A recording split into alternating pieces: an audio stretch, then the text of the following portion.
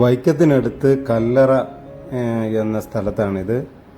ഇവിടെ ഈ പ്രദേശത്തെ ആളുകളുടെയൊക്കെ വലിയൊരു പെറ്റാണ്.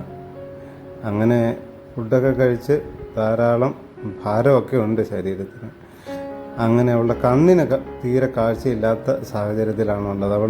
അവൾ കിടന്നിരുന്ന ആ സ്ഥലത്തിന് മുകളിൽ ഒരു 2ാം നിലയുടെ മുകളിൽ താഴോട്ട് വീണു. കണ്ണ് കാണാൻ വയ്യല്ലോ. അങ്ങനെ ഹിപ്പിൻ്റെ ഭാഗത്ത് എല്ലിന് പൊട്ടലുണ്ടായി. എഴുന്നേറ്റ് നടക്കാൻ പറ്റാത്ത സാഹചര്യത്തിലാണ് അവളുണ്ടായിരുന്നത്. അവളുടെ എക്സ്റേ ഒക്കെ എടുത്ത് നോക്കി സർജറി ചെയ്ത് അത് എഴുന്നേറ്റ് നടക്കാൻ പറ്റുന്ന തരത്തിലേക്ക് നമുക്ക് മാറ്റാം, സർജറി ചെയ്യാം എന്ന് നമ്മുടെ തൊടുപുഴയിലുള്ള നരേന്ദ്രൻ ഡോക്ടർ വളരെ വിദഗ്ധനാണെന്ന് നമ്മുടെ വീഡിയോ കാണുന്നവർക്കെല്ലാം അറിയാം. ഒരുപാട് കേസുകൾ നമ്മൾ ചെയ്ത് അദ്ദേഹം അവരെല്ലാം എഴുന്നേൽപ്പിച്ച് നടത്തിയിട്ടുള്ളതാണ്. അങ്ങനെ സാറിൻ്റെ അടുത്തെത്തി. സാറ് സെഡേഷനൊക്കെ കൊടുക്കുന്നതിൻ്റെ ഭാഗമാണ് ഇപ്പം നമ്മൾ കണ്ട. അങ്ങനെ പതിയെ പങ്കജ മയക്കത്തിലേക്ക് വീഴുക.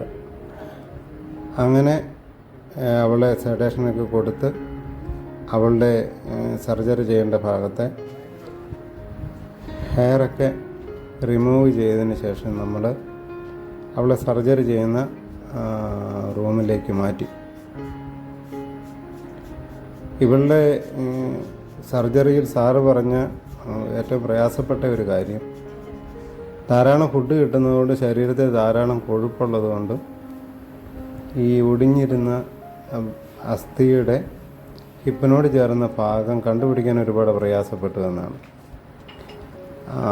അങ്ങനെ ആ ചെറിയ ഭാഗം കൂട്ടി യോജിപ്പിച്ച് ഇനി നടക്കുന്ന കാര്യം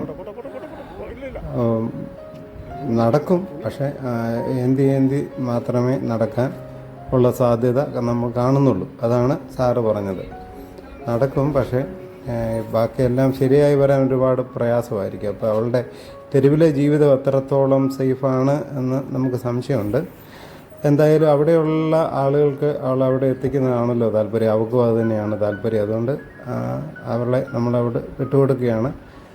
അവൾക്ക് ചെന്നപാടെ അവർ ഫുഡും വെള്ളവും ഒക്കെ കൊണ്ട് കൊടുത്തു. വളരെ സേഫായിട്ട് മഴയോ വെയിലോ ഒന്നും അധികം ചൂടുമൊന്നും അടിക്കാത്ത ഒരു സ്ഥലത്താണ് അവളിപ്പോൾ കിടക്കുന്നത്. രാവിലെ മോഷനൊക്കെ അവർ തന്നെ അവളെ അവിടുന്ന് സ്ഥാനം മാറ്റി കിടത്തി ചെയ്യിക്കാനുള്ള കാര്യങ്ങളൊക്കെ ചെയ്തുകൊള്ളാമെന്ന് പറഞ്ഞിട്ടുണ്ട് നമ്മളോട്. അവരങ്ങനെയൊക്കെ ചെയ്യുന്നവരാ, ഒരുപാട് പേരുണ്ട്. നല്ല സ്നേഹമുള്ള ആളുകളാണ്. നമുക്ക് ആ കാര്യത്തിൽ നല്ല ബോധ്യമുണ്ട്.